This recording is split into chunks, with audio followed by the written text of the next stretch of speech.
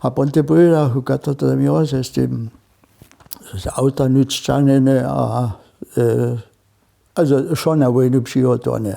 Za nas reka się to, żeby by się potem przece Šiponu až na najmenšie času musíme tie všetci jara vodne boli, to přece ide. Najmenšia potom je alarm a všetci dobehme do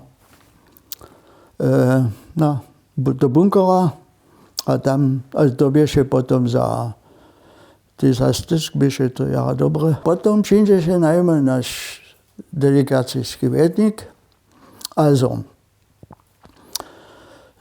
to je jedna kritická situácia, Jule. Ja Hulcev, ja vás očakujem, že se vyzvolili uprajče. Jeli to k vojne přijde, nedom do Česko vojska zastúpiť. To je štajské schovanie bol. Svoj. A když to nečiníš, když to nepodpísal, to môže nedom doma jeť. A to prostě já teď přefajge byl, tak se teď podpísal, no. Ale bohužel, to nevím, že konsekvente, ale